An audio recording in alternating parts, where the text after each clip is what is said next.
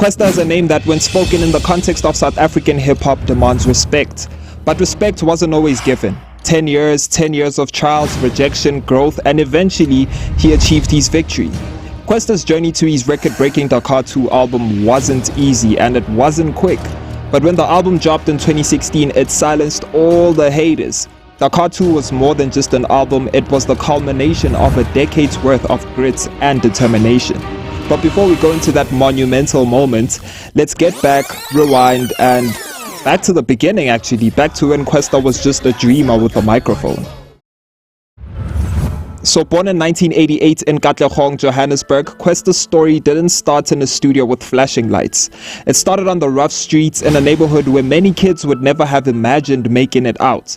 But Kwesta had a vision. He wasn't just trying to be another rapper, he was trying to tell a story of his people, his struggles, and his aspirations. I'm from Katlehong, it's the east of Joburg, pretty much, and kind of always hated school. So Kwesta developed an interest in poetry during his high school years and received positive feedback and encouragement from fellow students and teachers. In 2003, Kwesta became a part of the group The Ghetto Fellas, and later known as the Juveniles. The group disbanded after 2 years, and Kwesta then made an agreement with Africa's most southern record company for the use of their studios. During this time, Kwesta obviously participated in competitions and events to provide visibility for his brand. He took part in the YFM's Rap Activity Jam MC of the Month competition. He topped ETV Shizness Freestyle King Special. Also, he performed at the Rand Show, Miss Confident Show, and the Durban Beach Festival. The rapper dropped out of high school at the age of 16, after which he convinced his mother to give him the taxi fare necessary to get to the Bada Bing Entertainment offices. The meeting resulted in him being added to the record label's roster, marking the beginning of his signed career. I cut a demo.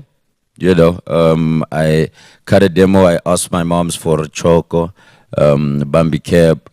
I am a Bada Bing Entertainment, where Slicker and Sugar Smacks were. I got there, I tried to play them my demo, and before I even pressed play, they said, "No, we're not looking to sign anyone, right now."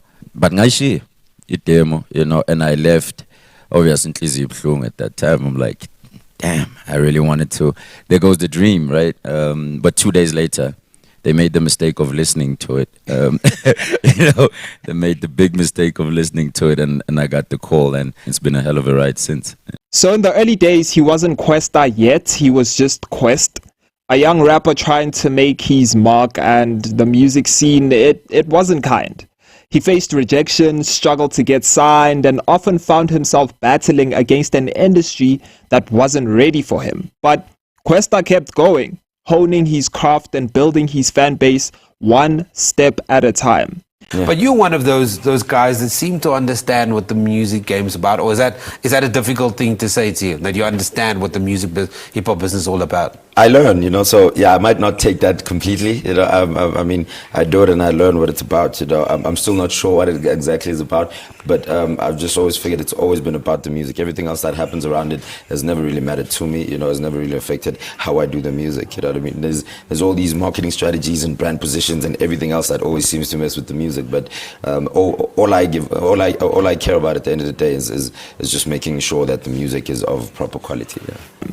In 2007, Kwesta earned a judging gig on the Sprite Hip Hoop Tour and a feature on the Ventilation Street tape.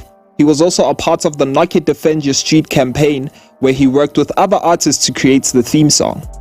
But I mean, again, it goes back to you seeing it. Yeah. You and Smack saw it before I even knew what it was. I didn't know. I wanted it. I'd seen it on TV. And I'm like, yo, if I could, but I didn't know that it could be. I mean, Bada Bing was literally the only company I sent the demo to.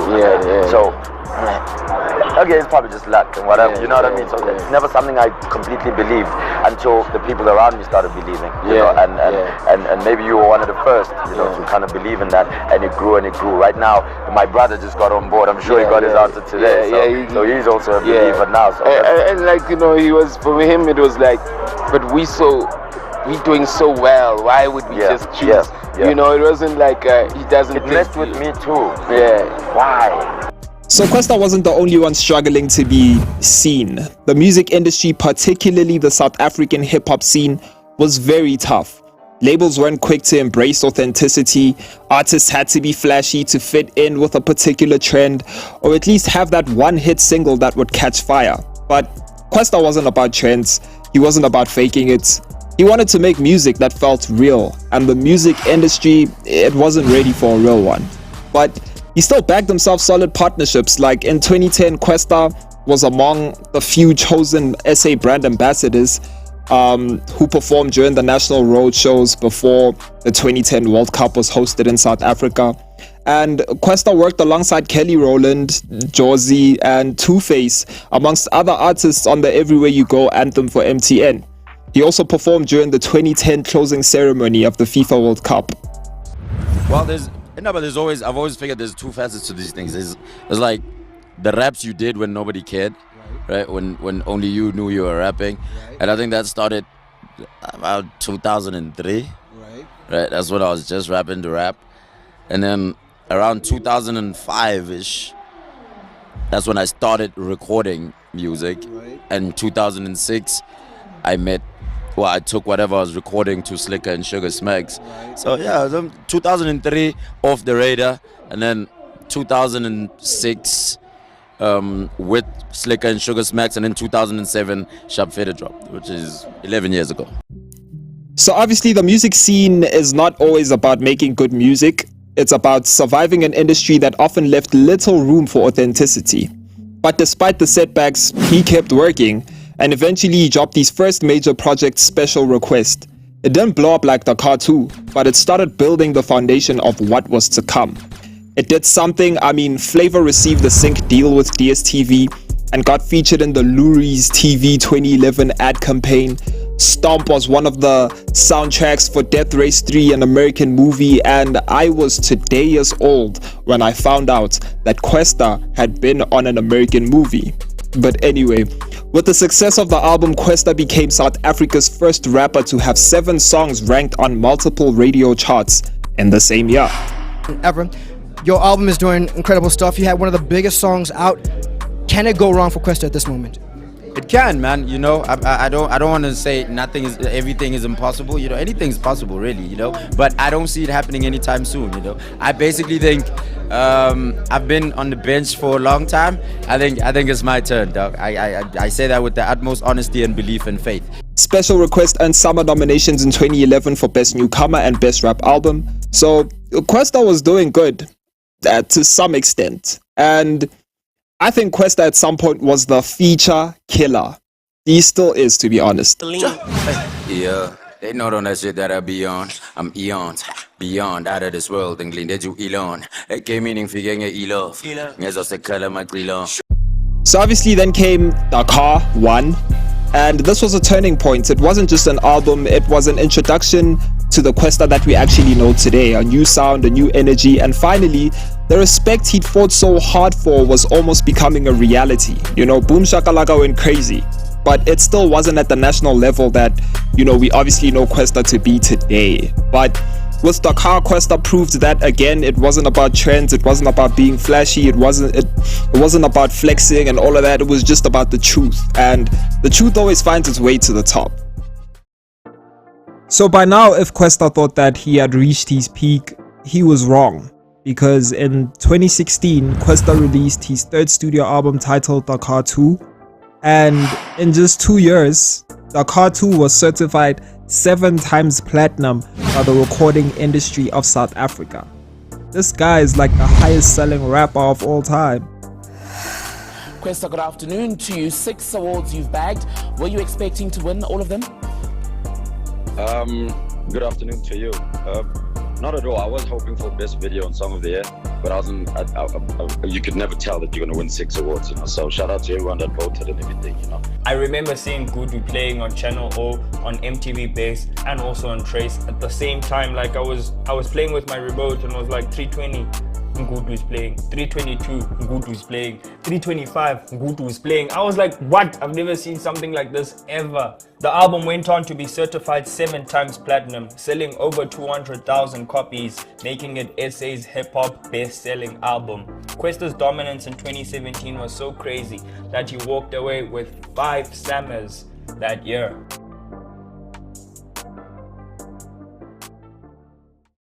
But here's where things get interesting, right? I mean, fast forward to today and we see a new generation of artists taking over. Artists like, Nasty C, A-Reese, and others who are undeniably talented. Yet there's a pressure on them that Kwesta didn't face. Why are we so tough on them? Why are we quick to dismiss them, criticize their growth, question their place in the industry, and always on some, well, how much did you sell, brother? Well, how many streams did you get? Like, why are we being extra on the young generation when we left room for growth when it came to generations before? Nasty C, I had very high hopes for Nasty C. And for a while... What you mean you had? Nah, I think he's beyond his peak now. This is not like in a dissing way. That thing I was talking about, the window of opportunity, I feel like it's closed, or it's closing for him. We gave Kwesta and his peers the time they needed. We gave them space to evolve. So why are we holding the new generation to different standards? What do you think about the whole sound of, are you too American or too local? Yeah, so I was just saying this thing today on the radio that urban culture in general is always being looked at and being scrutinized the most when it comes to, are you too American, are you too flashy, or are you underground? Look, music is a platform, it's a medium to express. And hip hop is the biggest platform and medium for us to express what we're going through and what we're doing. So let's just leave it at that. Why are we expecting them to be perfect from day one when Kwesta had to fight for his respect for years? And this isn't for me to, this isn't a video that I was like, okay, let me go disrespect Kwesta or anything like that. No, I respect Kwesta. I'll always respect Kwesta. I always see him as one of the GOATs of South Africa, if not the GOATs, but Kwesta is just an example for me to show the rest of the South African fans how unfair we actually being on Nasty C and A-Reese, because where Nasty C and A-Reese is today, it's been 10 years, right? Almost approaching 10 years, or it's been 10 years, right? This is when Kwesta got his DaKar II. Literally. But no one put pressure on Kwesta about that. And I get it. Kwesta didn't blow up overnight. He didn't win awards from the start. He had to endure years of struggle, of making mistakes, and, of finding his unique sound. And because of that, we watched his growth. We saw him evolve. And in doing so, we gave him the grace to succeed. So why are we denying that same grace to the new generation? Why are we expecting instant results from Nasty C and A-Reese and others when Kwesta had 10 years to hone his craft and make his mark? With the terrible raps, that's how You it all had starts. those? Yeah, I got a bunch of those. I feel like I had zero natural talent when it comes to rap. As we look at the younger generation, let's remember that greatness doesn't happen overnight. It takes time, it takes resilience, and it takes patience. We don't always question Kwesta's relevance because we understood the journey he was on. Let's give the same respect and time to those who are shaping the future of South African hip-hop. Are you also Nasty C inspired? Me? Yeah. Nasty is the GOAT. Art isn't about forcing someone to sound a way they don't want to sound. Although, yes, there are repercussions to the representation of South African culture when it comes to the new wave, but we need to remember that TV for us, and when I mean us, I'm talking about Gen Z, back then, it was flooded with Young Money, T-Pain, August Alsina, DJ Khaled. So, how can we not be attached to that culture? Everything on our screens was Drake and Weezy and sometimes AKA there and there. Now, recently, the SABC implemented what has come to be known as the 90-10 rule. Now, of all the national broadcasters, radio stations are now required to play 90% of local music. Does this spark a new era for South African music? We just wanted the last generation to understand that, we didn't see Usisile Mathosa at first hand. We didn't see Umam Brenda Fasi. We didn't see Umam Miriam Makeba, bruh. I didn't even see Big Bro Pro like that. But we had to tap in to understand whilst they had a first-hand experience of what South African culture is. And I mean, I understand the old wave side to cultural appeal, but I understand what kind of culture appealed to the new wave. I hate the fact that Nasty says he's inspired by T.I. He's not inspired by Zola. What? Okay, you see, this guy is losing. I don't know how you can decide. He's not talking shit though. I think not only is what I'm saying, but I'm saying I don't know how you choose who inspires you. Yeah. I don't know how you can wake up and be like, okay, yeah, Zola inspired me. That's inspired me. Why does this guy inspire you? The fuck?